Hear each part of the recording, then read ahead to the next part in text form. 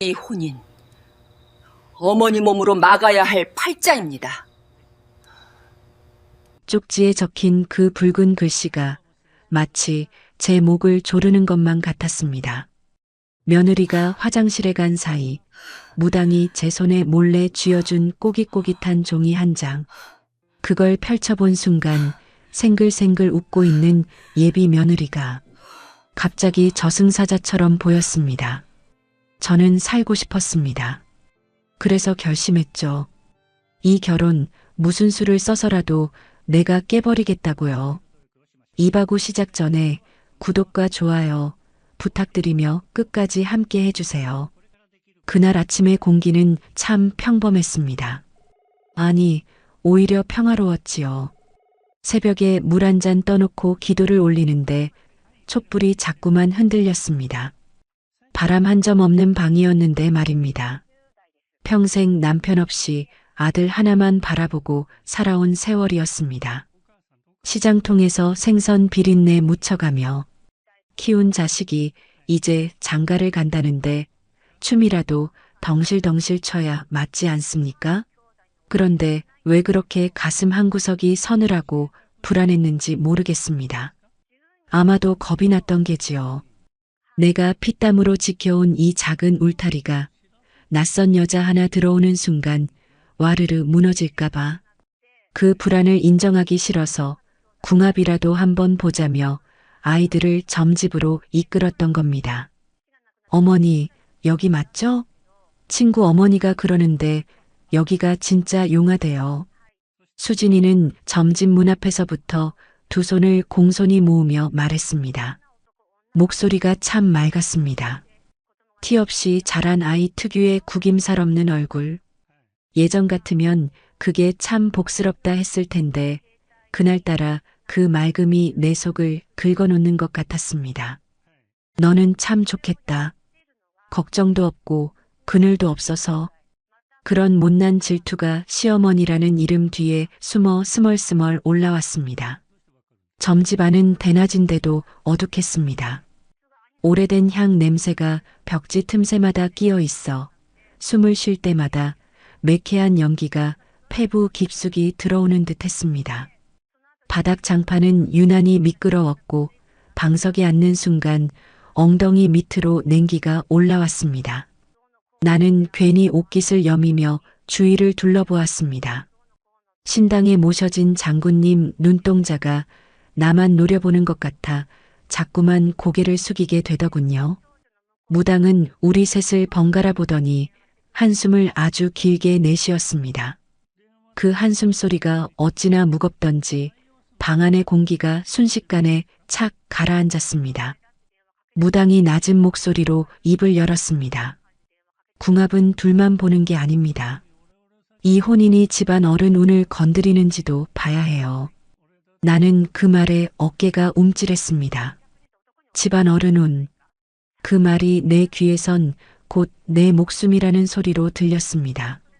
무당의 눈은 수진이나 아들이 아닌 오직 내 얼굴에만 끈적하게 달라붙어 있었습니다.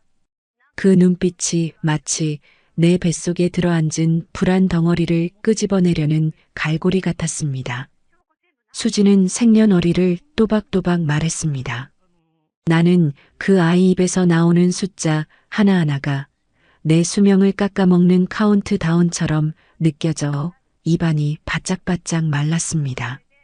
잠시 엽전을 굴리고 방울을 흔들던 무당이 갑자기 수진을 보며 환하게 웃었습니다. 방금 전까지 서늘하던 표정은 온데간데 없었습니다. 아가, 너는 복이 많은 애네. 관상도 좋고 사주도 맑아. 이 집안 들어오면 재물운도 열리고 남편 복도 차고 넘치겠다. 수진이 안심한 듯 눈을 반짝이며 내 팔을 살짝 잡았습니다. 어머니, 들으셨어요? 다행이에요. 그 한마디에 나는 억지로 입꼬리를 끌어올려야 했습니다. 속은 타들어가는데 겉으로는 웃어야 하는 게 시어미 노릇인가 봅니다. 그래 좋다니 다행이다. 아주 다행이야. 내 목소리는 생각보다 딱딱했습니다. 마치 남의 말을 하듯 건조했습니다. 아들은 옆에서 제 여자 칭찬에 신이 나서 입이 귀에 걸렸더군요. 거봐요, 엄마. 내가 뭘 했어. 수진이 복덩이라니까. 무당은 그 뒤로도 수진에게만 좋은 말을 골라 퍼부었습니다. 나는 그 자리에 앉아 있으면서도 마치 투명 인간이 된 기분이었습니다.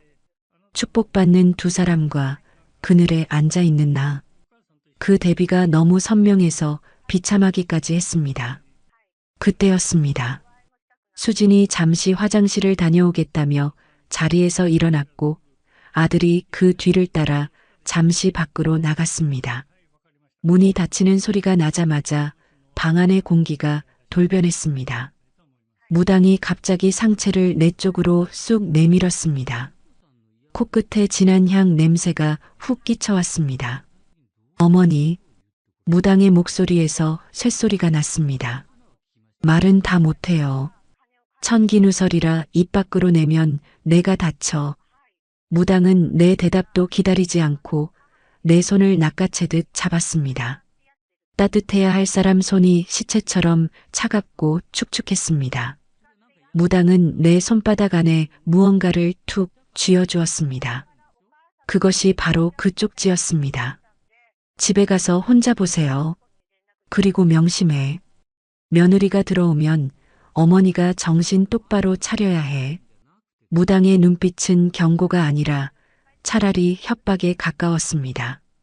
나는 본능적으로 그 쪽지를 가방 깊숙한 곳에 쑤셔 넣었습니다. 마치 들키면 안 되는 죄를 지은 사람처럼 심장이 쿵쾅거렸습니다. 집으로 돌아오는 차 안에서도 내 신경은 온통 가방 속에 쏠려 있었습니다. 가방 안에서 그 쪽지가 펄떡펄떡 살아 움직이는 것만 같았습니다.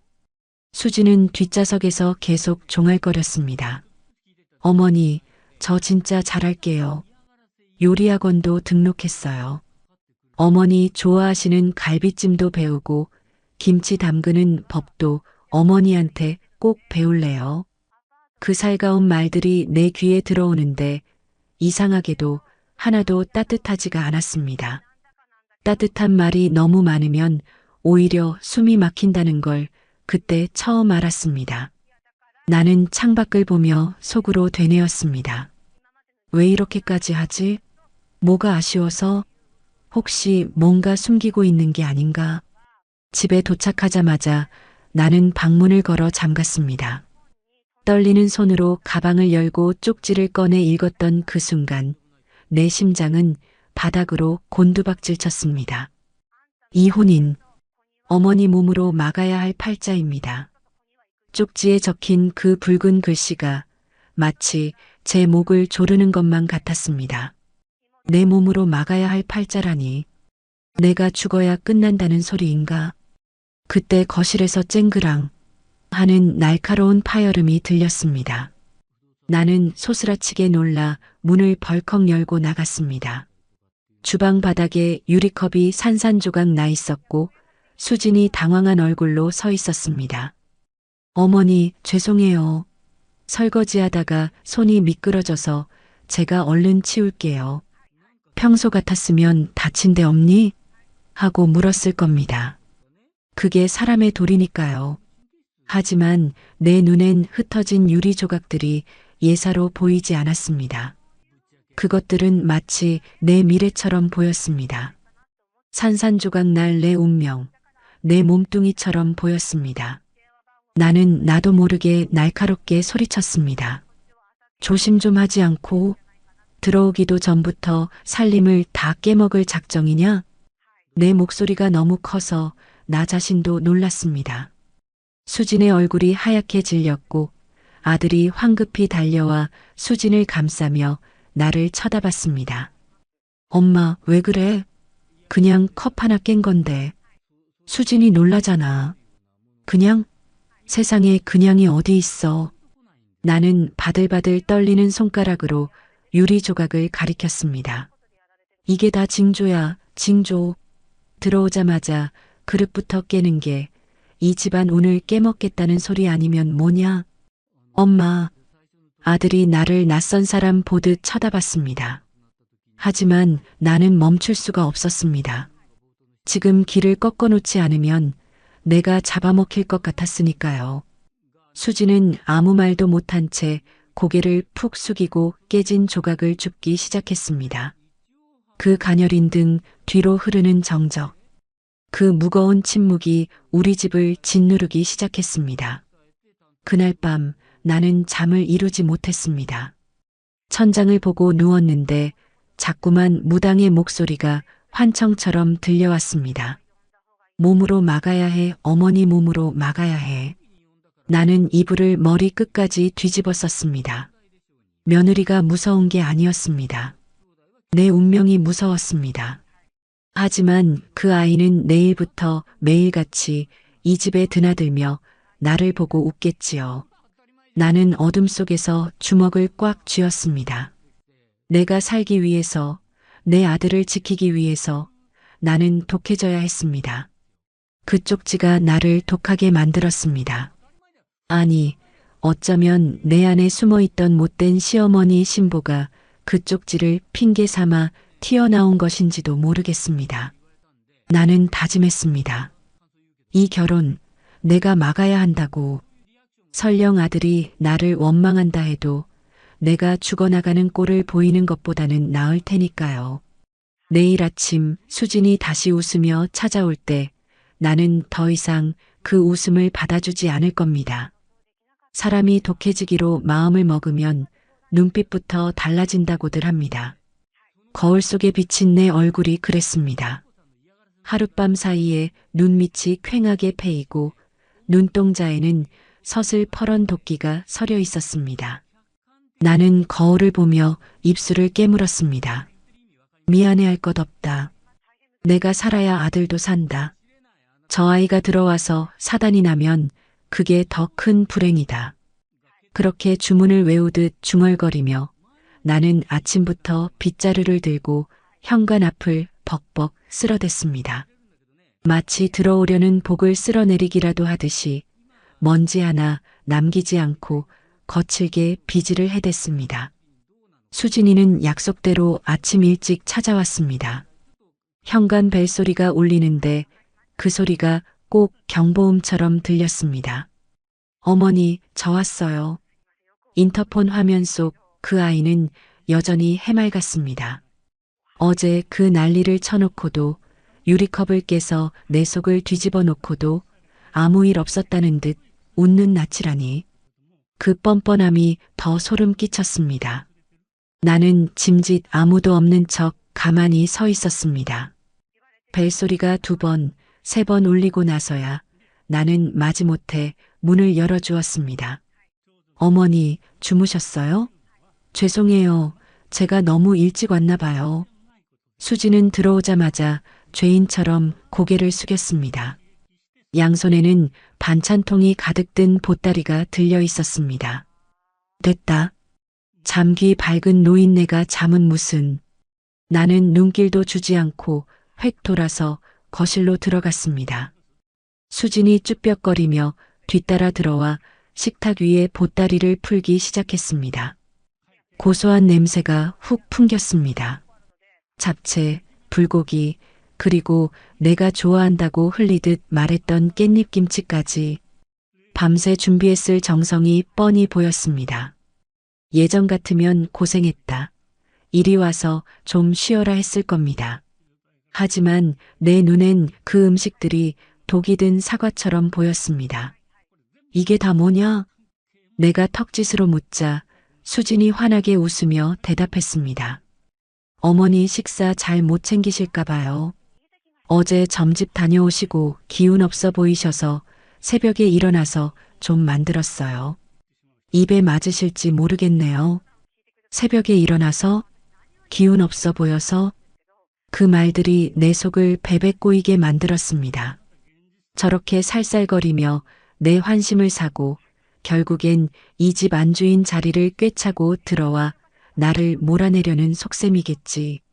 무당이 준 쪽지, 내 몸으로 막아야 할 팔자라는 그 말이 귓가에서 사이렌처럼 울렸습니다.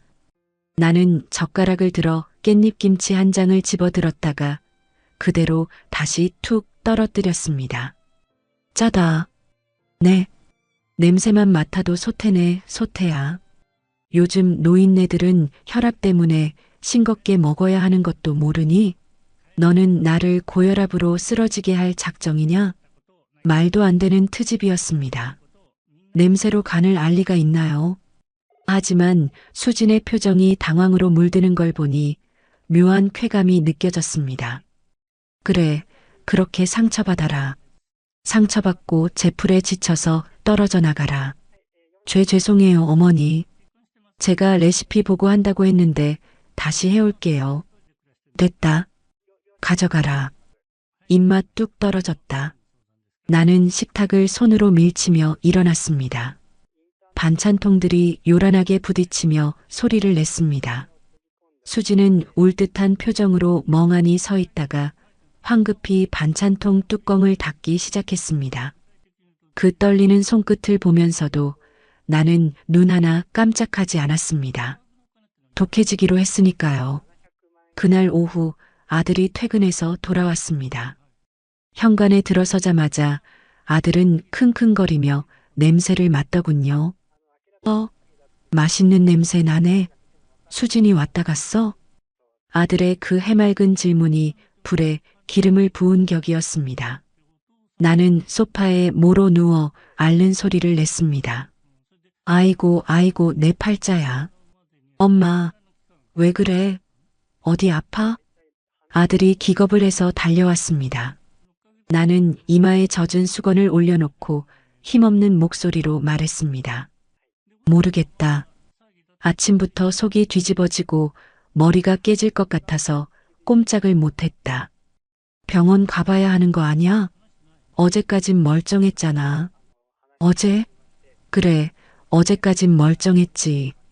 그 점집 다녀오기 전까진 말이다. 나는 슬쩍 눈을 뜨고 아들의 반응을 살폈습니다.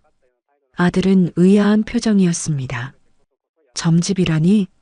거기서 무슨 일 있었어? 수진이 궁합 좋다고 했잖아. 좋긴 뭐가 좋아. 너는 눈도 없냐? 무당이 나한테만 살짝 귀띔해준 말이 있어. 무슨 말? 나는 침을 꼴깍 삼키고 거짓말을 조금 보태어 내뱉었습니다.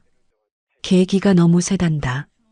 시어머니 잡아먹을 상이라더라. 내 짝으로는 좋아도 내 며느리로는 영 아니라는 거야. 내가 오죽하면 어제 그 소리 듣고 잠 한숨 못 잤겠니? 아들의 표정이 일그러졌습니다. 엄마, 무슨 그런 미신을 믿어? 요즘 세상에 누가 그런 걸 따져. 수진이 얼마나 착한 애인데. 착한 척하는 거지. 너는 몰라. 여자는 여자가 보는 거야. 오늘 아침에도 반찬 싸들고 와서 유세는 얼마나 떨고 갔는지 아냐? 내가 아파서 눕겠다는데도 굳이 그걸 들이밀고 냄새 때문에 머리가 더 아파 죽겠다. 엄마, 진짜 왜 그래? 수진이가 엄마 생각해서 해온 건데 말을 그렇게 해? 아들이 처음으로 내게 목소리를 높였습니다. 평생 내 말이라면 껌뻑 죽던 효자 아들이었습니다. 그런데 그 계집의 편을 든다고 나한테 소리를 지르다니. 이 모든 게 다 그 아이가 들어와서 생긴 사단이었습니다. 무당 말이 하나도 틀린 게 없었습니다. 제가 들어오니 내가 아프고 모자 사이가 갈라지고 있지 않습니까? 그래, 나는 이제 늙고 병들었으니 찬밥 신세다 이거지. 나가라. 꼴도 보기 싫다. 나는 베개를 아들에게 집어던지고 돌아 누워버렸습니다. 아들은 한숨을 푹 쉬더니 제 방으로 들어가 버렸습니다. 방문 닫히는 소리가 쾅 하고 울리는데 그게 꼭 내 가슴을 치는 소리 같았습니다. 이불 속에서 나는 끄끄대며 울음을 삼켰습니다. 서러웠습니다. 내가 누구 때문에 이러는데. 다 널 지키려고, 우리 집구석 평안하게 하려고 내가 이 악역을 자처하는 건데 너는 그것도 모르고. 다음 날부터 내 몸은 정말로 이상 신호를 보내기 시작했습니다. 거짓말이 씨가 된 걸까요? 아침에 일어나는데 머리가 핑 돌고 어지러웠습니다. 소화도 안 되고 명치 끝이 꽉 막힌 것처럼 답답했습니다. 병원에 가봐도 의사는 신경성 위염이니 스트레스니 하는 뻔한 소리만 늘어놓았습니다. 하지만 나는 알았습니다. 이건 병이 아니라 살이라고. 며느리 될 아이가 뿜어내는 그 흉한 기운이 나를 갉아먹고 있는 거라고 굳게 믿었습니다. 내가 알아누웠다는 소식을 들었는지 수진이 또 찾아왔습니다. 이번에는 죽을 쑤어서 들고 왔더군요. 초인종 소리가 들리자마자 나는 머리띠를 단단히 동여매고 문을 열어주지 않았습니다. 하지만 수진은 끈질겼습니다. 어머니, 저 수진이에요. 죽 써왔어요. 문 좀 열어주세요. 걱정돼서 그래요. 문 밖에서 들리는 그 애절한 목소리가 가식처럼 들려 소름이 돋았습니다. 30분, 1시간 그 아이는 문 앞에 서서 갈 생각을 안 했습니다. 결국 경비실에서 연락이 왔습니다. 며느님이 문 앞에서 계속 기다리는데 무슨 일 있냐고. 남 부끄러워서라도 문을 안 열어줄 수가 없었습니다. 문을 열자 수지는 땀을 뻘뻘 흘리며 서 있었습니다. 손에는 보온통이 들려 있었고 얼굴은 벌겋게 상기되어 있었습니다. 어머니, 어디가 어떻게 편찮으신 거예요? 병원은 가보셨어요? 그 아이가 내 손을 잡으려 하자 나는 불에 데인 듯 손을 확 뿌리쳤습니다. 이건 알아. 내 몸에 손대지 마. 수진이 휘청하며 뒤로 물러났습니다.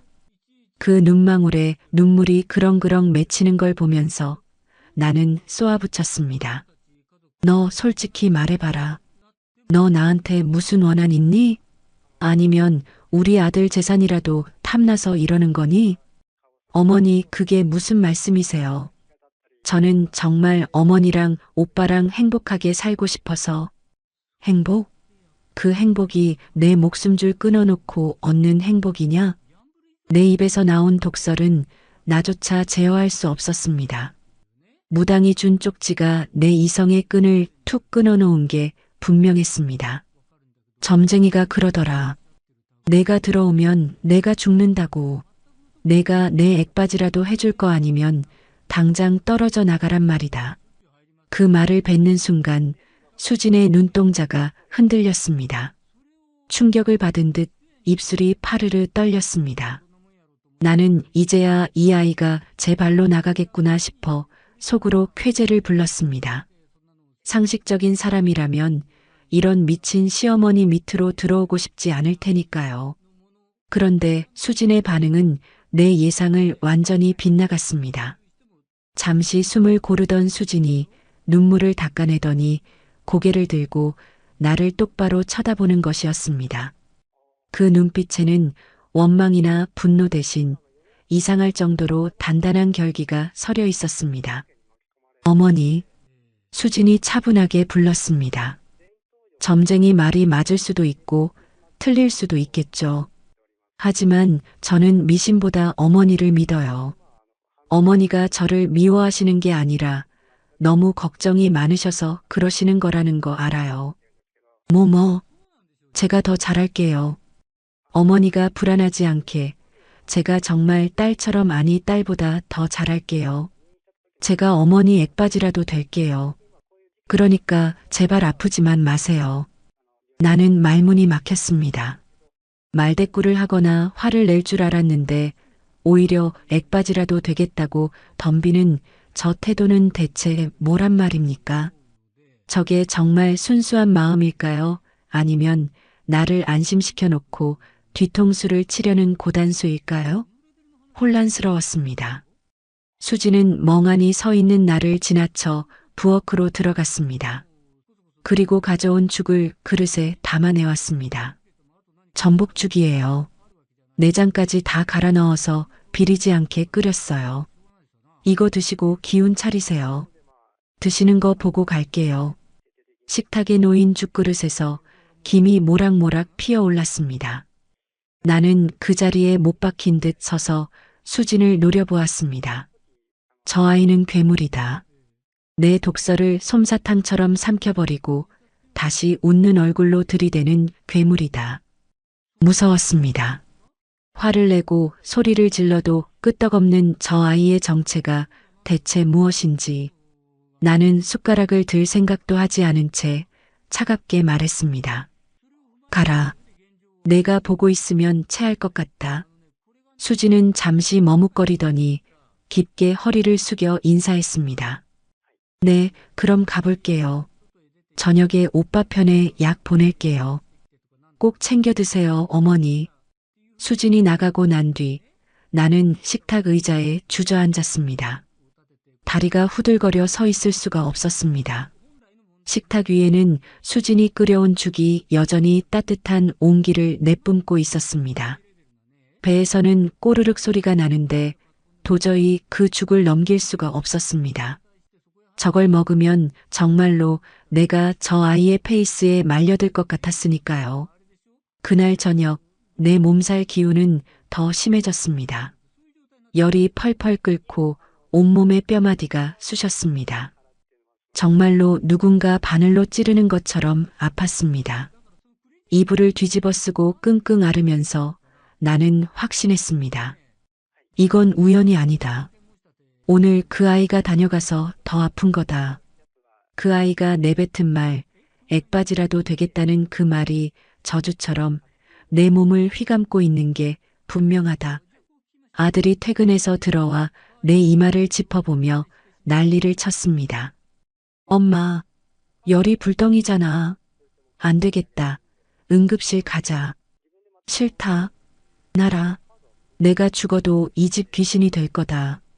나는 아들의 손을 뿌리치며 악을 썼습니다. 그때 아들이 가방에서 약봉지를 꺼내 놓았습니다. 수진이가 챙겨보낸 거야. 엄마 열날 때 먹는 해열제랑 소화제랑 다 적어놨어. 이거라도 좀 먹어. 약봉지 겉면에는 수진의 글씨체로 꼼꼼하게 메모가 적혀 있었습니다. 어머니, 식사 못하셨으면 빈속에 드시지 마시고 죽 조금이라도 드시고 드세요. 꼭이요. 그 메모를 보는 순간 나는 구역질이 치밀어 올랐습니다. 치워라. 그 애가 준 건 물 한 모금도 안 마실란다. 나는 약봉지를 낚아채 방바닥에 내동댕이 쳤습니다. 봉지가 터지면서 알약들이 사방으로 흩어졌습니다. 하얀 알약들이 바닥에 깔린 모습이 꼭 내 맘속에 박힌 가시들 같았습니다. 아들은 망연자실한 표정으로 나를 보았고 나는 숨을 헐떡이며 그 흩어진 약들을 노려보았습니다. 내 몸이 이렇게 아픈 건 다 저 아이 때문이다. 저 아이가 들어오려고 길을 쓰니까 내 몸이 본능적으로 거부 반응을 일으키는 거다. 살아야겠다. 내가 살려면 저 아이를 끊어내야 한다. 아들은 그날 밤 내 방문 앞에서 한참을 서성이다가 조용히 말했습니다. 엄마 오늘 수진이한테 너무 심했어. 나는 대답하지 않았습니다. 대답하는 순간 내가 흔들릴까 봐요. 나는 흔들리면 안 됐습니다. 제가 들어오면 내가 무너진다고 그 쪽지에 적혀 있었으니까요. 내가 먼저 단단해져야 했습니다. 단단해지려면 먼저 차가워져야 했습니다. 다음 날 아침 몸이 조금 가라앉은 것 같다가도 명치가 꽉 막혔습니다. 밥을 먹으려 숟가락을 들면 속이 뒤집혔고 물만 마셔도 가슴이 답답했습니다. 사람이 마음에 독을 품으면 그 독이 제 몸을 먼저 태우나 봅니다. 점심 무렵 아들이 또 말했습니다. 엄마, 주말에 우리 밥 한번 먹자. 수진이랑 셋이서. 나는 숟가락을 탁 내려놓았습니다. 밥이 목구멍으로 넘어가냐? 엄마가 이렇게 예민하게 굴면 더 안 좋아져. 그냥 밥 먹으면서 풀자. 풀 게 뭐가 있어. 나는 풀 생각 없다. 아들은 한숨을 길게 쉬었습니다. 그 한숨이 내 속을 더 긁었습니다. 내가 아픈데, 내가 무서운데 왜 나한테만 풀자고 하는지 그게 더 서러웠습니다. 그런데도 아들은 물러서지 않았습니다. 엄마, 결혼할 거야. 수진이랑. 그 말이 나오자 내 안에서 무언가가 딱 하고 부러졌습니다. 그래, 이 아이는 결국 그의 편이구나. 내가 평생을 바쳐 키운 아들이 이제 다른 여자를 지키겠다고 내 앞에서 선언하는구나. 나는 입술을 깨물었습니다. 그럼 너 혼자 살아. 나는 몰라. 엄마, 왜 그렇게 말해? 왜겠냐? 나는 살고 싶으니까. 그 말은 진심이었습니다. 나도 모르게 너무 솔직해져 버려서 잠깐 부끄러웠습니다. 하지만 부끄러움보다 두려움이 더 컸습니다. 주말이 됐습니다. 아들은 우리 집 근처에 새로 생긴 국밥집으로 오자고 했습니다. 수진이 불편해할까봐 집이 아니라 밖에서 밥을 먹자는 것 같았습니다. 그 배려가 오히려 더 얄미웠습니다. 내 집인데 왜 내가 눈치를 봐야 합니까? 국밥집 문을 여는 순간 뜨거운 김과 함께 고기 삶는 냄새가 확 풍겼습니다. 나는 그 냄새가 좋으면서도 싫었습니다. 이런 따뜻한 곳에서 우리가 가족이 될 얘기를 한다는 게 어쩐지 내 몫을 빼앗기는 느낌이었거든요. 수지는 먼저 와 있었습니다. 자리에서 벌떡 일어나 허리를 굽혔습니다. 어머니, 안녕하세요. 나는 고개만 까딱했습니다. 그래. 아들은 어색한 웃음을 지으며 메뉴판을 펼쳤습니다. 엄마, 따뜻한 거 먹자. 엄마 요즘 속 안 좋다며. 수진도 얼른 맞장구 쳤습니다. 어머니, 여기 국물이 진하대요. 드시고 기운 차리세요. 기운 차리세요. 그 말이 내겐 빨리 나으세요. 그래야 제가 들어오죠로 들렸습니다. 나는 내 귀가 이상해진 걸 알면서도 그 해석을 멈출 수가 없었습니다. 국밥이 나왔습니다. 김이 모락모락 올라오는데 수진이 반찬을 내 쪽으로 밀어주었습니다. 깍두기, 부추, 고추 꼭 알맞게 챙기는 손길이 너무 능숙했습니다. 능숙한 사람은 금방 자리를 차지합니다. 나는 그게 두려웠습니다. 아들이 먼저 웃으며 말했습니다. 엄마, 수진이 진짜 착해. 엄마 좋아하는 것들 다 기억하더라. 수진이 얼굴을 붉히며 말했습니다. 아니에요. 그냥 어머니가 편하셨으면 해서요. 그 순간 내 속에서 이상한 불이 확 올라왔습니다. 나는 국물 한 숟갈도 뜨지 않은 채 말부터 내뱉었습니다. 착해? 아들이 젓가락을 멈췄습니다. 응? 왜? 나는 수진을 똑바로 봤습니다. 착한 애가 왜 남의 집에 들어와 사람 속을 뒤집어 놓니? 수진의 눈이 커졌습니다. 어머니, 제가 뭘? 너 우리 집 와서 그릇 깨고 내가 열이 펄펄 끓는데도 또 죽 들고 와서 버티고 그게 착한 거냐? 고집이지. 아들이 얼굴이 빨개졌습니다. 엄마, 그건. 나는 아들의 말을 끊었습니다. 너는 가만히 있어. 나는 어른이야. 나는 내가 느낀 걸 말하는 거야. 말이 나온 김에 나는 더 밀어붙였습니다. 사람은 한번 칼을 빼면 끝을 보게 되나 봅니다. 수진아, 너한테 묻자. 너 정말 우리 집에 들어오면 다 잘 될 것 같니? 수진이 입술을 떨며 대답했습니다. 네, 저는 정말 잘하고 싶어요. 잘하고 싶다고 되는 게 아니다. 내가 들어오면 집안 어른 운이 건드려진대. 수진이 숨을 삼켰습니다. 아들은 아예 젓가락을 내려놓았습니다. 엄마, 또 그 얘기야? 점집 그거 믿지 말라니까. 나는 아들을 쏘아봤습니다. 너는 내 엄마가 아파도 상관없지?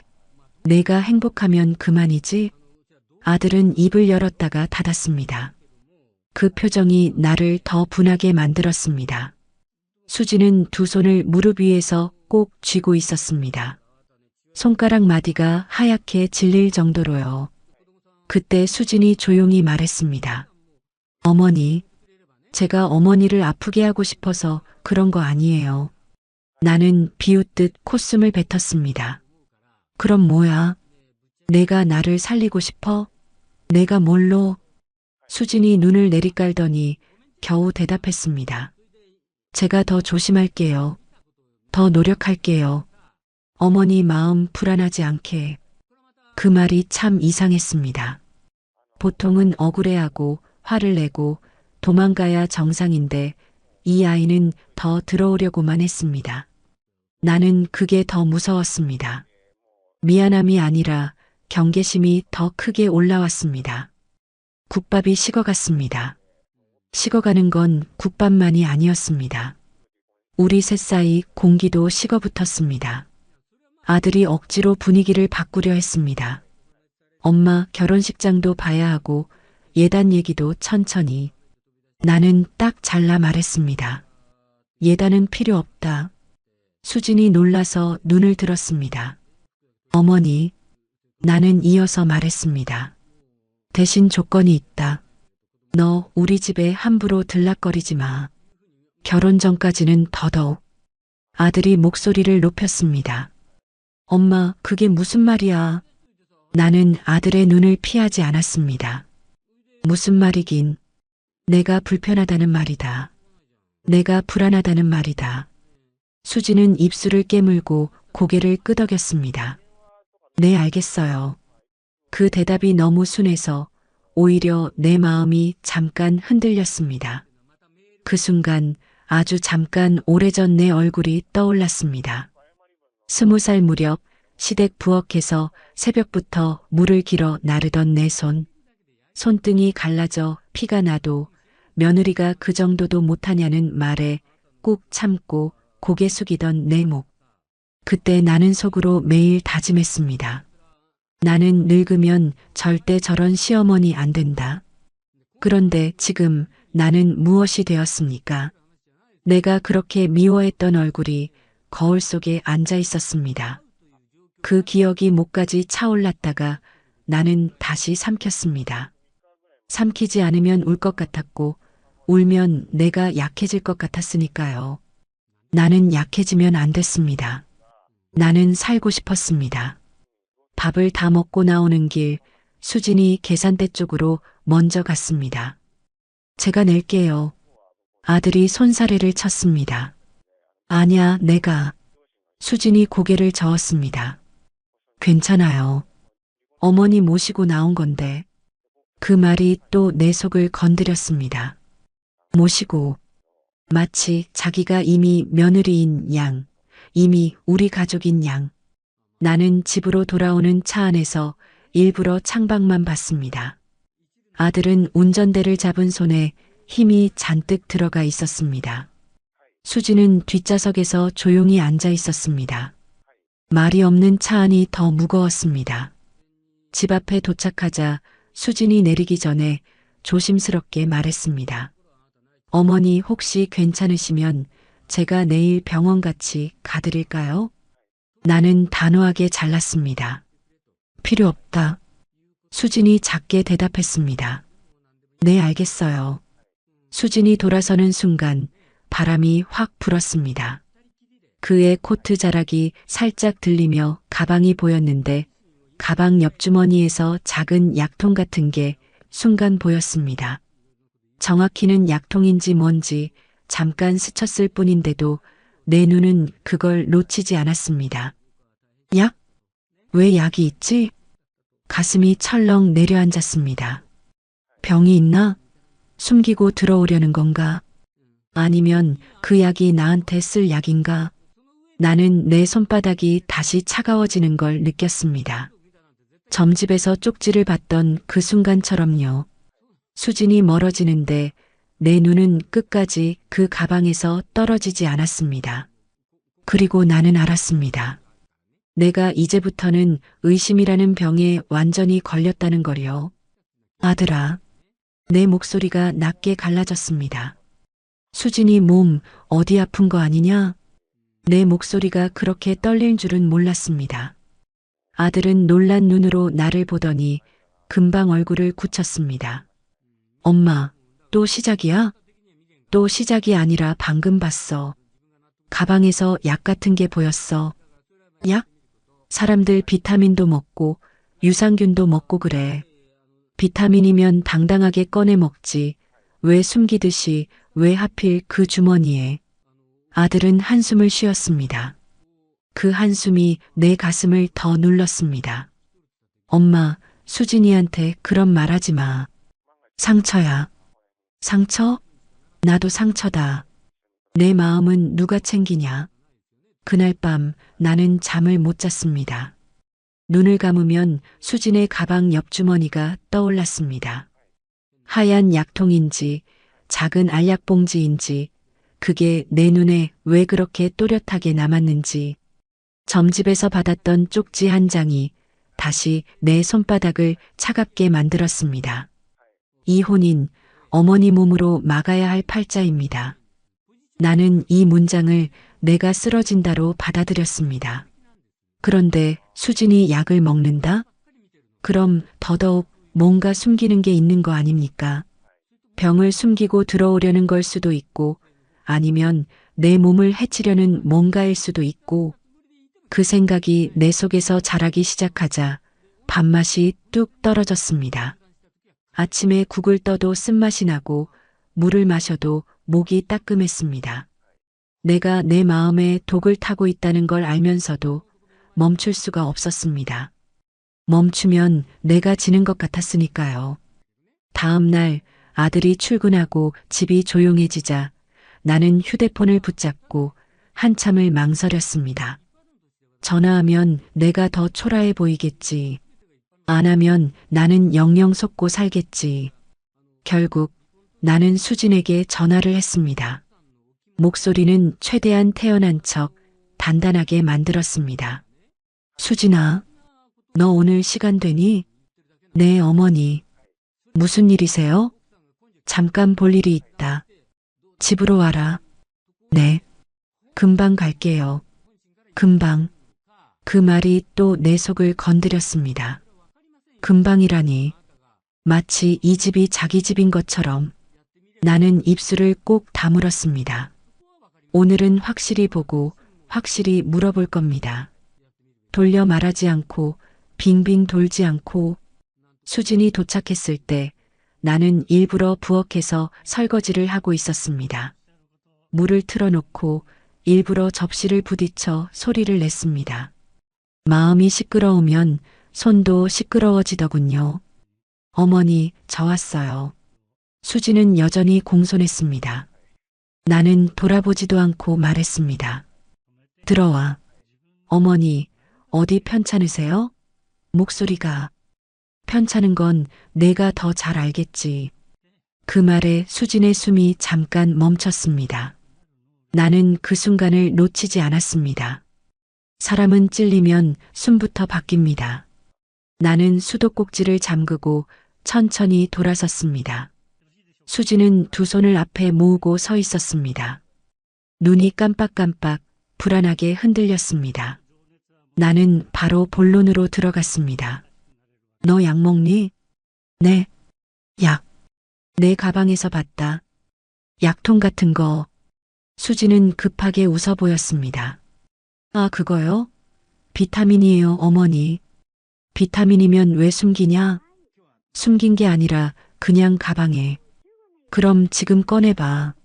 수진의 얼굴이 순간 하얗게 질렸습니다. 나는 그 하얀 얼굴을 보며 가슴이 철렁 내려앉았습니다. 역시 뭔가 있구나. 그 확신이 나를 더 잔인하게 만들었습니다. 어머니, 그게. 꺼내보라니까. 제가 그걸 꼭 보여드려야 해요? 그래. 너는 내 며느리로 들어올 사람이야. 나랑 한 집에 살 수도 있는 사람이고, 내 눈앞에서 약을 먹을 수도 있는 사람이야. 그런데 내게 못 보여줄 약이 있다? 그게 말이 되니? 수지는 한참을 서서 입술만 달싹거렸습니다. 그러다 마침내 가방을 열었습니다. 지퍼가 내려가는 소리가 유난히 크게 들렸습니다. 내 심장도 그 소리에 맞춰 내려앉는 것 같았습니다. 수진이 꺼낸 건 작은 약통이 아니라 작게 접힌 약봉지 같은 것이었습니다. 글씨가 적혀 있는 병원에서 주는 것처럼 보이는 봉지. 나는 그걸 보는 순간 시야가 좁아졌습니다. 이게 비타민이냐? 수진이 떨리는 목소리로 말했습니다. 어머니, 그거 그냥이 어디 있어? 어디서 났어? 무슨 약이야? 저 위가 좀 안 좋아서요. 위? 네. 원래 스트레스 받으면 스트레스를 누가 안 받냐? 그럼 이건 뭔데 이렇게 숨겨? 결혼 앞두고 병 숨기는 거 아니냐? 내 말이 너무 직선으로 튀어나가서 수진이 그대로 굳어버렸습니다. 나는 더 몰아붙였습니다. 내가 멈추면 다시 그 애가 내 앞에서 착한 얼굴로 버틸 것 같았으니까요. 너희 부모님은 아시니? 수진이 고개를 숙인 채 작게 대답했습니다. 부모님은 안 계세요. 그 말이 툭 떨어졌는데 나는 그 의미를 다 받아들이지 못했습니다. 지금 내 머릿속엔 약봉지 하나가 전부였습니다. 그럼 더더욱 문제가 크지. 누가 책임질 건데? 어머니. 수진의 목소리가 가늘게 떨렸습니다. 저는 큰 병 아니에요. 그냥, 또 그냥. 너는 말을 왜 그렇게 하니? 사람 더 불안하게. 수진은 결국 약봉지를 내 손에 건네려다가 다시 움켜쥐었습니다. 그 반동이 내 눈엔 빼앗기기 싫어하는 모습으로 보였습니다. 그래, 숨길 게 있으니 그렇지. 나는 한 발 더 다가갔습니다. 그리고 아주 낮게, 그러나 또렷하게 말했습니다. 수진아, 솔직히 말해. 너 어디 아픈 거 아니야? 아니에요. 거짓말 아니에요. 그럼 왜 울어? 수진의 눈가에 물이 고여 있었습니다. 그 눈물이 나를 찌르긴 했습니다. 잠깐, 아주 잠깐. 하지만 나는 그 순간에도 내 속에서 다른 목소리가 올라오는 걸 느꼈습니다. 울면 이기는 거다. 울어서 마음 약하게 만들고 결국 들어오겠지. 그 못된 생각이 내 안에서 너무 자연스럽게 굴러다녔습니다. 나는 고개를 저었습니다. 너는 지금 나를 속이고 있어. 어머니, 속이는 거 아니에요. 나는 결국 약봉지를 낚아채듯 받아들었습니다.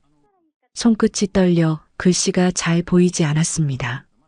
하지만 진료라는 글자, 복용이라는 글자, 그리고 날짜가 적혀 있었습니다. 그건 분명 누군가의 몸에 관한 기록이었습니다. 내가 숨을 들이마셨습니다. 이건 내가 막아야 할 운의 증거 같은 느낌이 들었습니다. 쓸데없이 점집을 갔다가 마음이 병든 게 아니라 진짜로 뭔가가 있는 거다. 나는 그렇게 결론을 내려버렸습니다. 그때 수진이 조용히 말했습니다. 어머니, 저 결혼하려고 일부러 숨긴 거 아니에요. 그럼 그냥 어머니가 저 싫어하시잖아요. 이런 것까지 아시면 더 싫어하실까봐. 그 말이 내 가슴 한쪽을 건드렸습니다. 하지만 동시에 내 마음은 더 단단해졌습니다. 그래, 싫어할 만한 이유가 또 생긴 거야. 나는 그걸 붙잡고 싶었습니다. 내가 독해진 이유를 정당화할 수 있으니까요.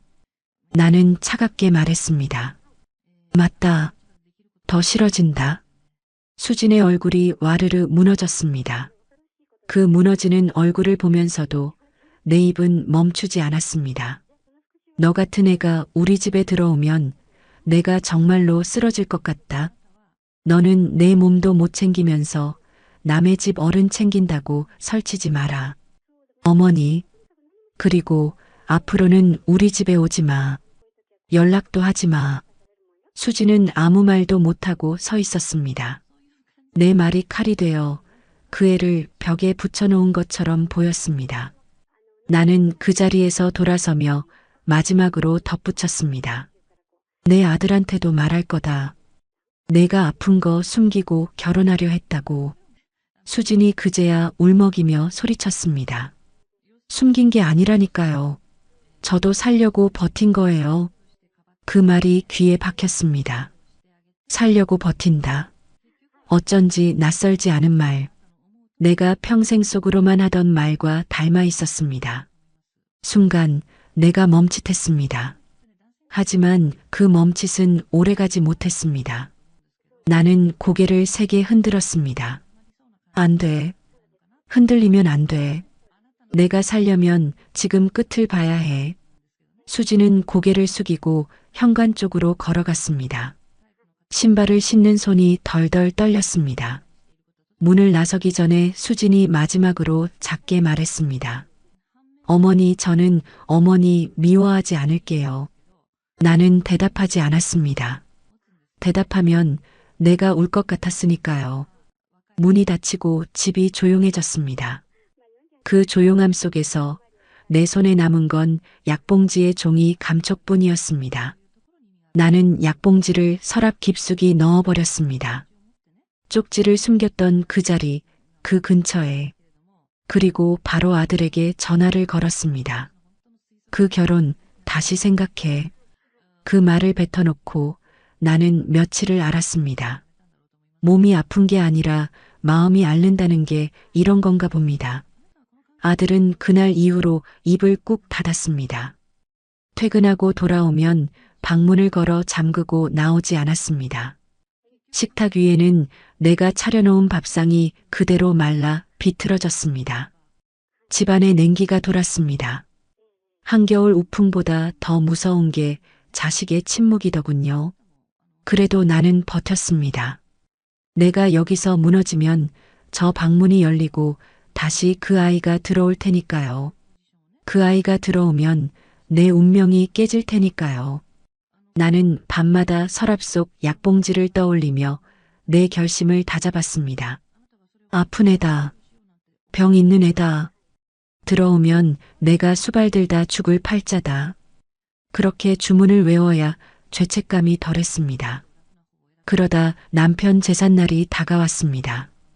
평생 속만 썩이다 간 남편인데 죽은 귀신 밥상은 또 차려야 하는 게 내 팔자였습니다. 아들은 아침에 출근하면서 무뚝뚝하게 한마디 던졌습니다. 올해 제사는 그냥 간단하게 해. 엄마 몸도 안 좋다며. 시끄럽다. 내 몸이 부서져도 조상 밥은 먹여야지. 고집 좀 그만 부려. 수진이 부르지 마. 엄마가 오지 말라고 했다며. 아들은 그 말을 남기고 쾅 나가버렸습니다. 나는 텅 빈 부엌에 서서 앞치마를 둘렀습니다. 그래, 혼자가 낫다.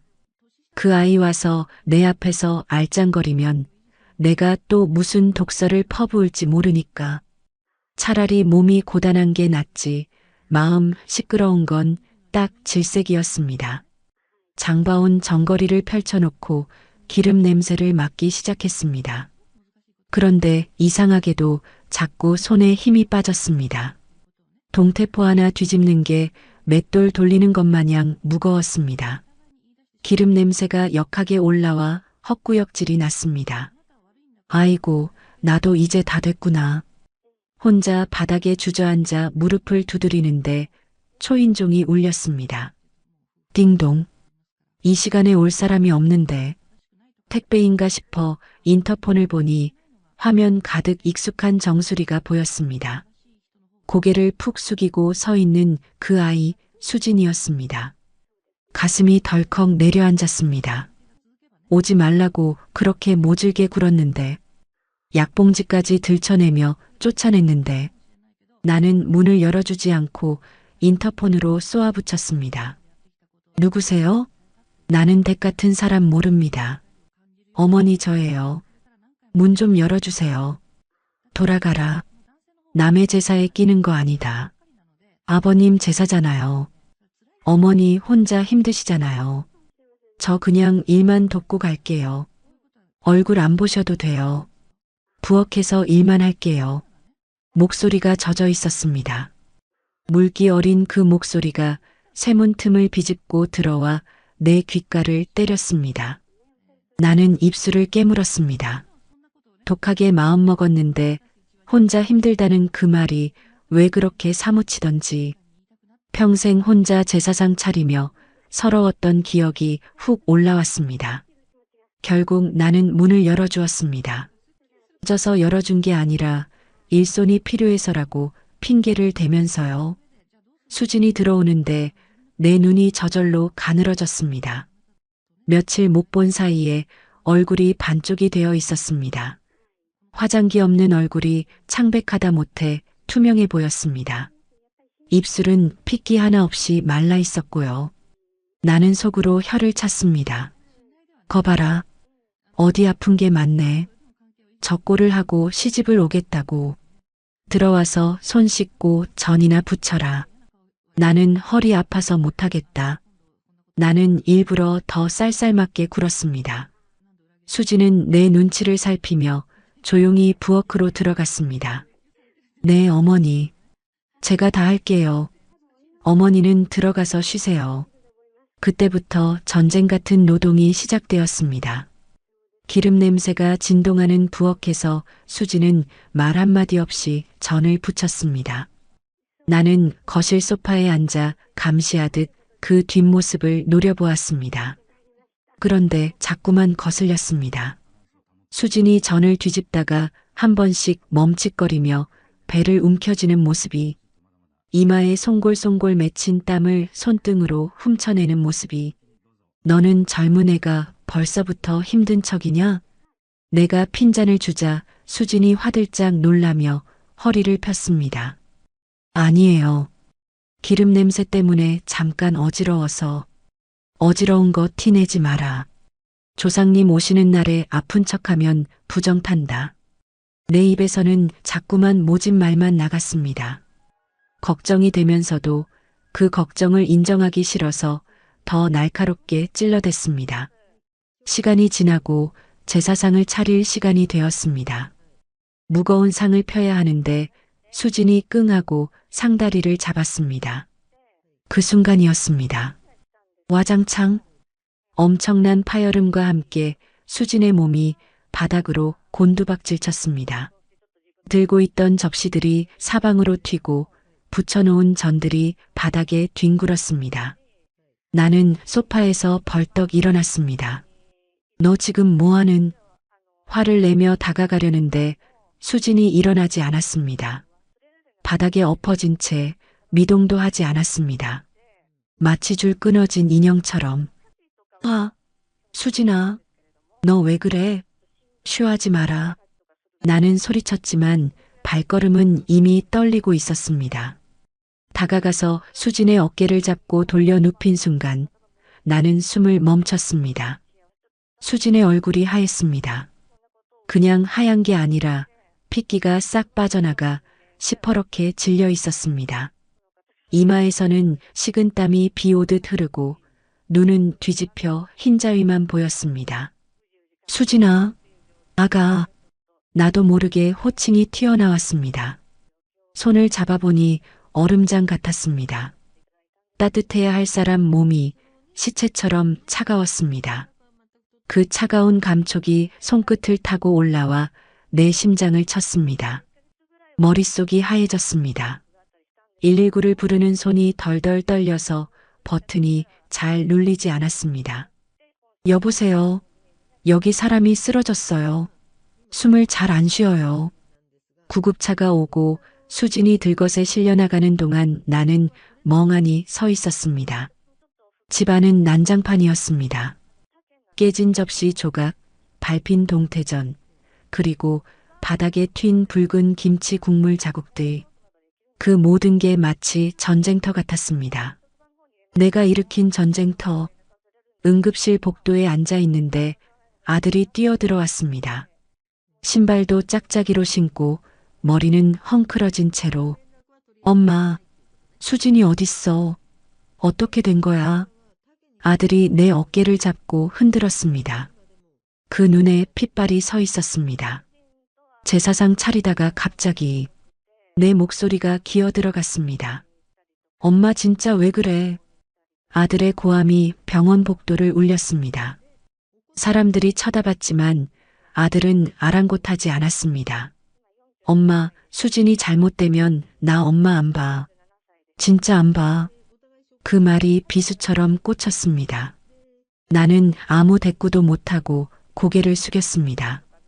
내 손에는 아직도 수진의 차가운 체온이 남아있는 것 같았습니다. 내가 죽기 싫어서, 내가 살고 싶어서 밀어냈는데, 결국 쓰러진 건 내가 아니라 저 아이였습니다. 그때 응급실 문이 열리고 의사가 나왔습니다. 아들이 튀어나갔습니다. 선생님, 제 여자친구 괜찮습니까? 의사는 차트를 보며 표정을 찌푸렸습니다. 보호자분 되십니까? 네, 제가 보호자입니다. 환자분, 평소에 몸 관리 안 하셨어요? 아들이 멈칫했습니다. 특별히 아픈 곳 없이 건강한데요. 위험 조금 있는 거 말고는. 의사가 한숨을 쉬며 말했습니다. 위험 정도가 아닙니다. 몸이 이 지경이 될 때까지 어떻게 참았나 모르겠네요. 과로의 극심한 스트레스, 게다가 의사는 잠시 말을 멈추고 나를 쓱 쳐다보았습니다. 마치 내가 가해자라는 걸 알고 있다는 눈빛이었습니다. 수치가 엉망입니다. 단순히 오늘 무리해서 쓰러진 게 아니에요. 오랫동안 약으로 겨우겨우 버티고 있었던 겁니다. 몸이 비명을 지르는데 정신력 하나로 버티다가 퓨즈가 끊어진 거예요. 아들은 다리에 힘이 풀린 듯 주저앉았습니다. 나는 입을 막았습니다.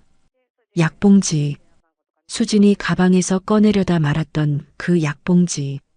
내가 병 숨기고 시집 온다고 매도했던 그 약이 실은 살려고 먹던 약이었다는 건가. 나한테 잘 보이려고 그 모진 구박을 견디려고 약을 털어넣으며 버텼다는 건가. 의사가 덧붙였습니다. 조금만 늦었으면 큰일 날 뻔했습니다. 일단 입원 수속 밟으세요. 의사가 사라지고 복도엔 정막만 남았습니다. 아들은 바닥에 앉아 머리를 감싸 쥐고 울고 있었습니다.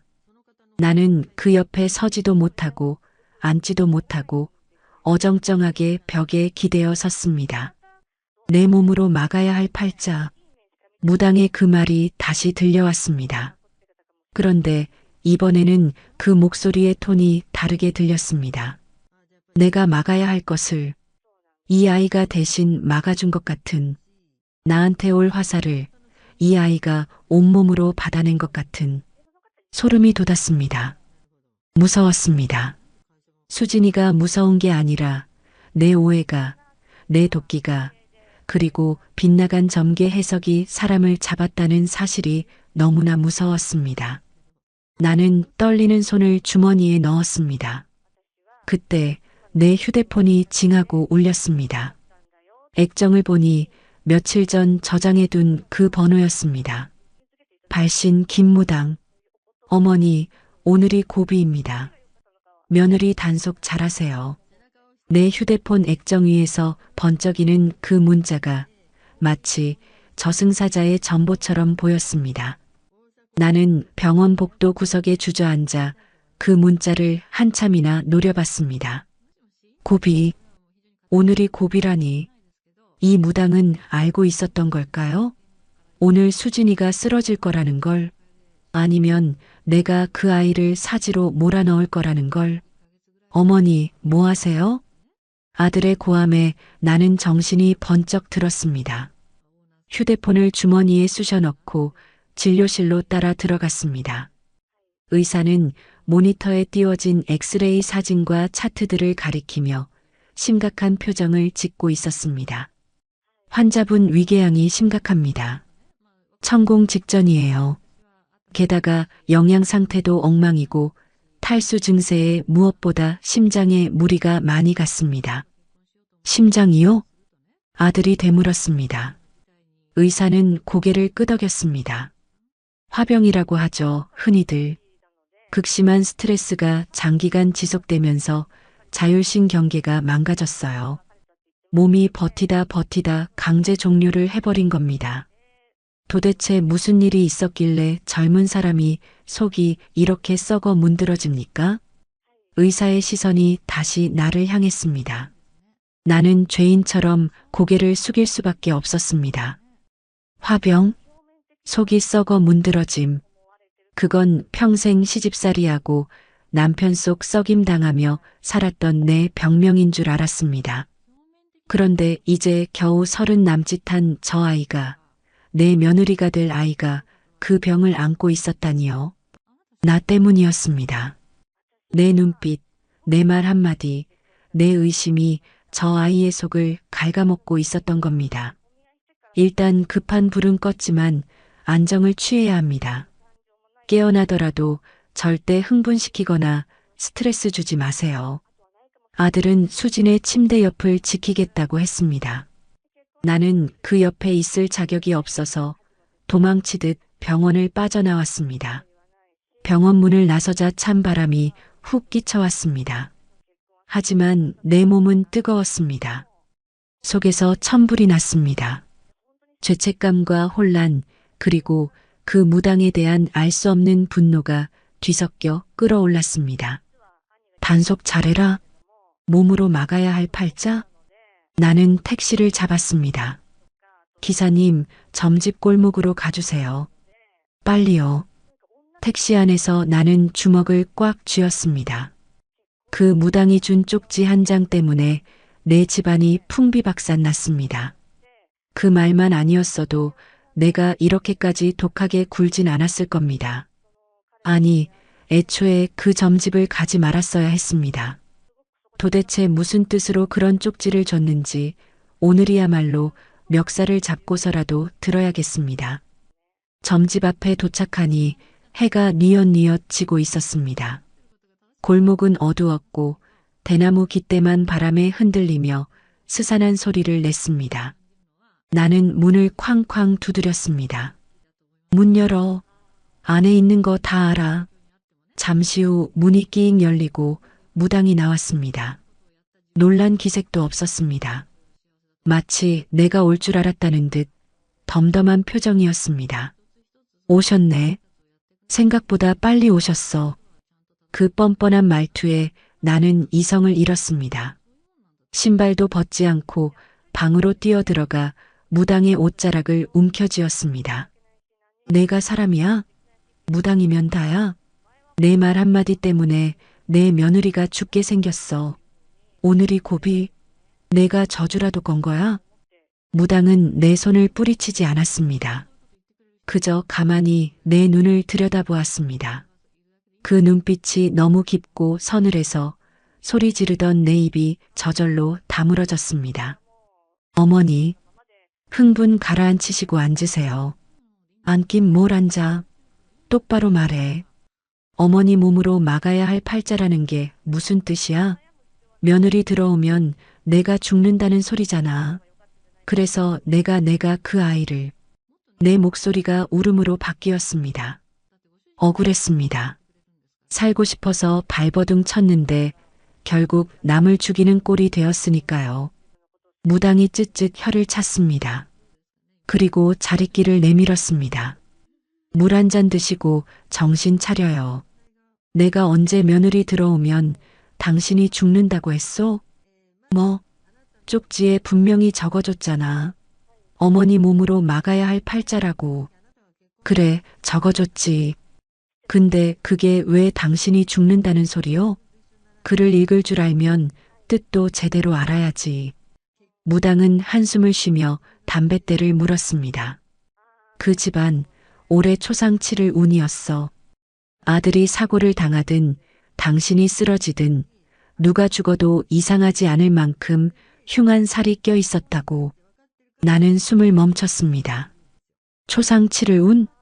근데 그 며느리 될 아이 사주를 딱 보니까 기가 막히더란 말이지. 그 아이가 그 살을 다 빨아들일 팔자야.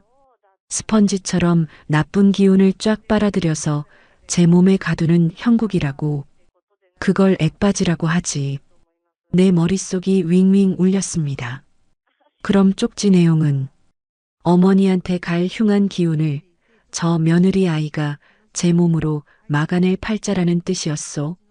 며느리가 당신 방패막이라는 소리지. 당신이 죽는 게 아니라 저 아이 덕분에 당신이 산다는 말이었다고. 다리에 힘이 풀려 털썩 주저앉았습니다. 그럼 그 아이가 아픈 건 당연하지. 그 독한 살을 맨몸으로 받아내고 있는데 멀쩡하면 그게 사람이요? 신이지. 그 아이 당신네 집안 들어오기로 마음먹은 순간부터 시름시름 알았을 거야. 당신이 줘야 할 업보, 아들이 겪어야 할 사고, 그거 다 그 아이가 몸으로 때우고 있는 거라고. 나는 입을 벌린 채 아무 말도 할 수가 없었습니다. 모든 퍼즐이 맞춰졌습니다. 수진이가 약을 먹던 이유, 내가 모질게 굴어도 끝까지 버티며 들어오려던 이유, 제가 더 잘할게요. 제가 액바지라도 될게요. 라고 했던 그 말. 그 아이는 알고 있었던 걸까요? 자기가 희생해야 이 집안이 산다는 걸? 아니, 그럴 리가 없어. 그게 말이 돼? 내가 부정하자 무당이 피식 웃었습니다. 그러니까 인연이지. 전생에 당신한테 큰 빚을 졌거나 아니면 당신 아들을 끔찍하게 사랑하거나 둘 중 하나겠지. 내가 점쟁이 밥 먹은 지 30년인데 그런 독하고 미련한 사랑은 또 처음 봤소. 무당은 내 앞으로 얼굴을 들이밀었습니다. 근데 어머니는 뭐 했어? 살려주는 은인을 죽이려 들었잖아. 그 아이가 몸으로 살을 맞고 있는데 당신은 뒤에서 칼을 꽂은 거야. 그 말 한마디 한마디가 내 뼛속을 때렸습니다. 나는 며느리를 지옥으로 밀어넣은 게 아니었습니다. 나를 대신해 지옥불에 들어가 있는 아이에게 기름을 부어버린 꼴이었습니다. 어쩐지 내가 아프다고 엄살 피울 때마다 그 아이가 더 아파 보이더라니. 내가 쏟아내는 도끼까지 그 아이가 다 받아먹고 있었던 거야. 나는 바닥을 치며 통곡했습니다. 쪽지를 내 멋대로 해석한 죄. 내 살길 찾겠다고 죄 없는 아이를 잡은 죄. 그 죄가 너무 무거워서 숨을 쉴 수가 없었습니다. 그럼 이제 어떡해요? 우리 며느리 잘못되면 어떡해요? 내가 죽인 거나 마찬가지잖아요.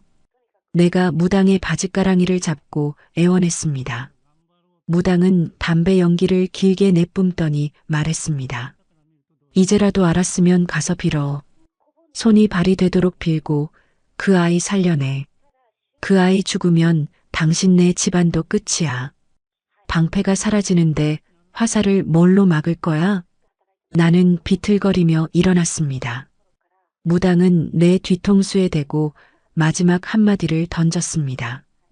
그리고 쪽지 다시 봐봐. 거기 어머니가 막는다고 써 있었어? 아니지. 어머니 몸으로라고 했지. 그게 어머니인 내 몸이란 소리가 아니라 어머니 목까지 며느리 몸으로란 뜻이었어.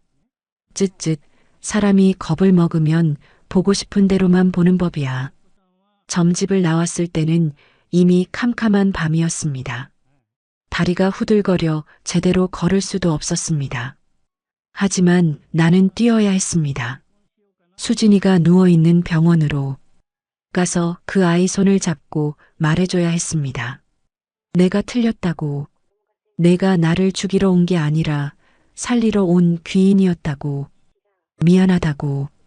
정말 미안하다고. 택시를 잡으려는데 손이 너무 떨려 휴대폰을 떨어뜨렸습니다. 액정이 박살났습니다.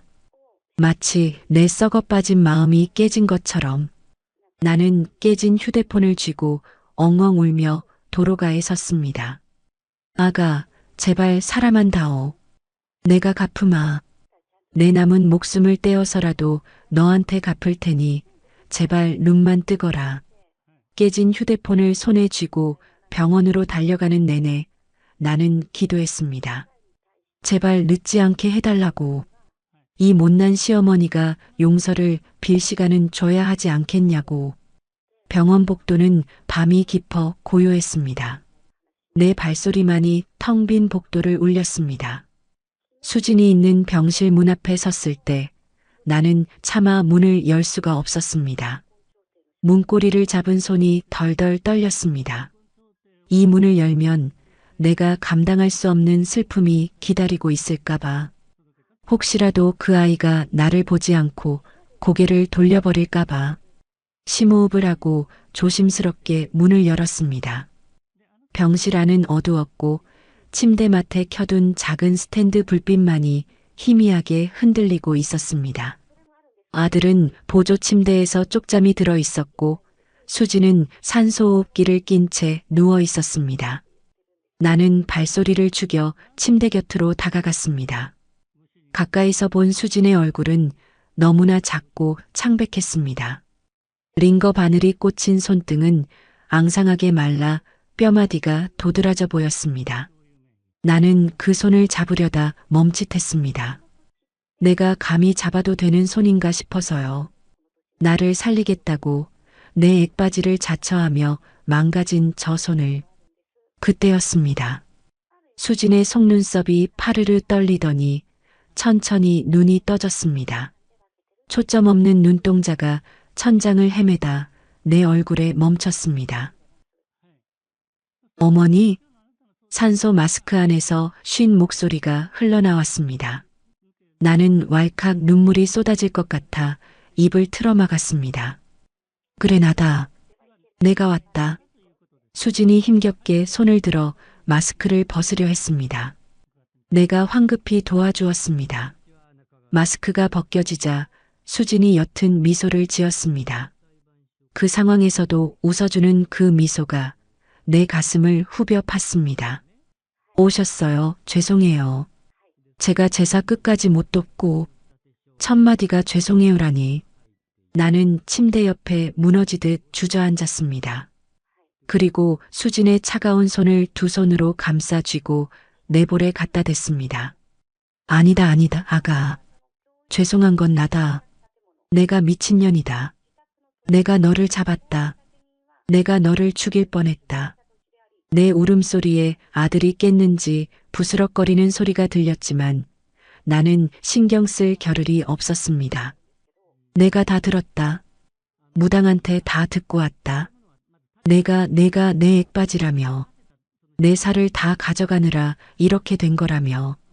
수진의 눈이 커졌습니다. 당황한 듯 시선이 흔들렸습니다.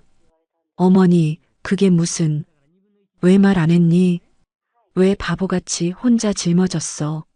내가 널 미워하고 내치고 약까지 던졌는데 왜 도망가지 않고 버텼어? 너 바보냐? 등신이야? 나는 수진의 손등에 얼굴을 묻고 엉엉 울었습니다. 내 눈물이 수진의 손등을 적셨습니다. 한참을 울고 있는데 수진의 손이 조심스럽게 내 머리를 쓰다듬었습니다. 그 손길이 너무 따뜻해서 나는 더 크게 울었습니다. 어머니 울지 마세요. 수진이 가쁜 숨을 몰아쉬며 말했습니다. 저는 억지로 참은 거 아니에요. 나는 고개를 들어 젖은 눈으로 수진을 바라보았습니다. 그게 무슨 소리냐? 수진이 천장을 바라보며 아주 오래된 이야기를 꺼내듯 천천히 입을 열었습니다. 저 엄마 얼굴 기억 안 나요. 너무 어릴 때 돌아가셔서요.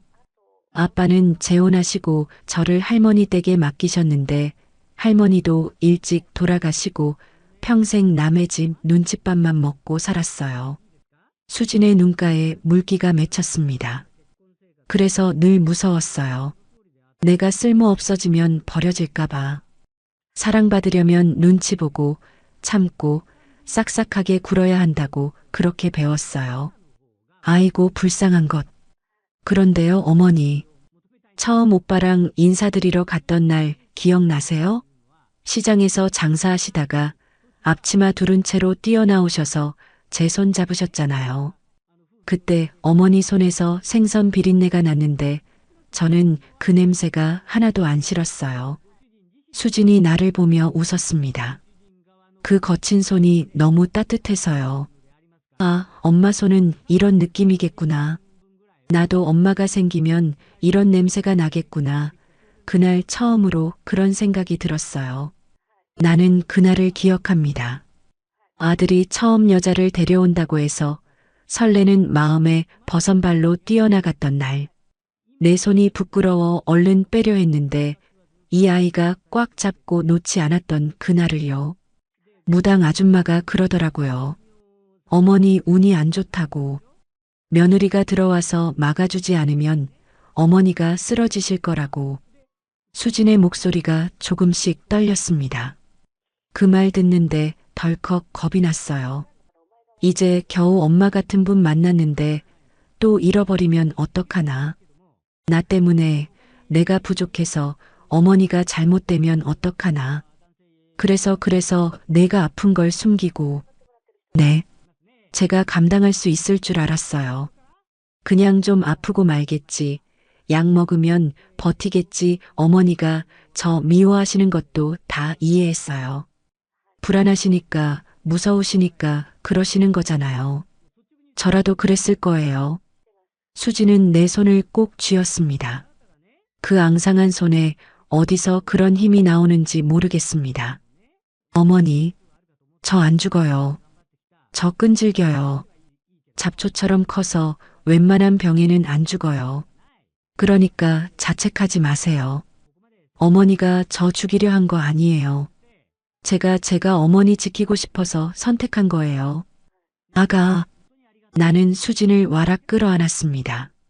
링거줄이 꼬일까봐 조심하면서도 이 아이를 놓치면 정말 세상이 끝날 것 같아 꽉 안았습니다. 이 아이는 며느리가 아니었습니다. 하늘이 내게 보내준 피보다 진한 딸이었습니다. 내가 낳지도 않았는데 나를 위해 목숨을 거는 딸. 미안하다, 정말 미안하다. 내가 눈이 멀었었다. 내가 귀인인 줄도 모르고 복덩어리인 줄도 모르고 내가 내 복을 발로 찼어. 어머니, 이제 괜찮아요. 다 지났잖아요. 우리는 한참을 그렇게 안고 울었습니다. 깨어난 아들이 우리 둘을 보며 소리 없이 눈물을 훔치고 있었습니다. 아들이 다가와 내 어깨를 감싸고 수진의 머리를 쓰다듬었습니다.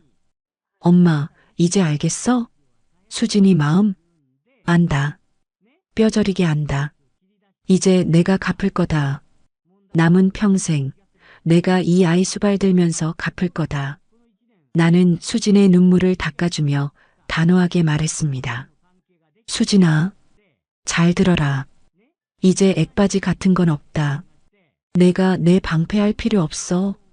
내가 내 방패가 될 거다. 어떤 귀신이 와도 어떤 불행이 와도 이 시어미가 다 막아줄 거다. 그러니까 너는 그냥 행복하기만 해라. 아프지 말고 눈치 보지 말고 그냥 내 딸로 살아라. 수진이 고개를 끄덕이며 환하게 웃었습니다. 그 웃음이 병실 안을 환하게 밝혔습니다. 어두운 점집에서 느꼈던 공포도 붉은 글씨의 쪽지도 이제는 아무런 힘을 쓰지 못할 것 같았습니다.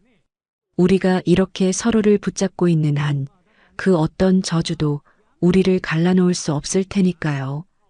그날 밤 나는 수진의 침대 곁에서 밤을 새웠습니다. 수진이 잠들 때까지 손을 놓지 않았습니다. 잠든 수진의 숨소리가 규칙적으로 들려올 때마다 나는 속으로 감사를 되뇌었습니다. 살아줘서 고맙다. 내 며느리가 되어줘서 고맙다. 나의 딸이 되어줘서 고맙다. 수진이가 눈을 뜨고 며칠이 지났습니다. 의사 선생님 말씀대로 다행히 큰 병은 아니었습니다. 그저 너무 오래 참아서 너무 깊이 알아서 몸이 잠깐 파업을 선언했던 것뿐이랍니다. 그 잠깐이 내게는 지옥 같은 시간이었지만 말입니다. 병실에서의 나는 완전히 다른 사람이 되었습니다. 독한 시어머니? 그런 건 개나 줘버렸습니다. 나는 수진이 침대 옆에 보조의자를 딱 붙여놓고 물 한 모금도 내 손으로 떠먹였습니다. 뜨겁다. 천천히 마셔라. 어머니, 제가 마실 수 있어요. 가만히 있어라. 손목에 힘들어간다. 수지는 내가 유난을 떨 때마다 쑥스러워하면서도 내 손길을 거부하지 않았습니다. 그 애가 헬쑥한 얼굴로 받아먹는 죽 한 숟가락이 내게는 세상 어떤 보약보다 귀해 보였습니다. 아들은 옆에서 과일을 깎으며 혀를 찼습니다. 엄마, 아주 며느리가 상전이네. 나는 거들떠보지도 않고. 시끄럽다. 너는 손이 없냐 발이 없냐. 수진이 깎아줄 생각이나 해. 나는 아들을 타박했지만 속으로는 웃음이 났습니다. 병실 안의 공기가 이렇게 따뜻할 수도 있다는 걸 처음 알았습니다. 소독약 냄새 대신 사람 사는 냄새가 났습니다. 우리가 진짜 가족이 되어가는 냄새였습니다. 퇴원하는 날 아침이 밝았습니다. 짐을 싸는데 가방 깊숙한 곳에서 툭 하고 무언가 떨어졌습니다. 나는 잠시 동작을 멈추고 그 약봉지를 바라보았습니다. 어머니, 그거. 수진이 당황하며 손을 뻗으려 했습니다. 나는 약봉지를 집어들어 수진의 손에 쥐어주지 않고 쓰레기통에 던져 넣었습니다. 이제 이런 거 필요 없다. 아프면 바로 말해라. 내가 업고 뛸 테니까. 어머니. 그리고 한약 한 재 지어놨다. 퇴원하면 그거부터 먹자. 쓴 거 싫다고 안 먹으면 내가 코 막고 먹일 거다. 수진이 풋하고 웃음을 터뜨렸습니다. 그 웃음소리가 맑은 종소리처럼 병실을 울렸습니다. 그래, 저 웃음이다. 내가 지키고 싶었던 건 내 목숨이 아니라 저 웃음이었어야 했다. 그걸 깨닫는데 참 먼 길을 돌아왔습니다. 수지는 환자복을 벗고 다시 평상복으로 갈아입었습니다. 헐렁해진 옷매무새를 보니 마음이 또 짠해졌습니다. 내가 옷깃을 여며주며 말했습니다. 살 좀 찌워야겠다. 바람 불면 날아가겠어. 어머니가 해주시는 밥 먹으면 금방 찔 거예요. 그래. 갈비찜도 해주고 공국도 끓여주마. 내가 질린다고 도망갈 때까지 해먹일 거다.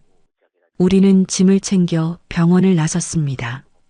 병원 문을 나서자 눈부신 햇살이 쏟아졌습니다.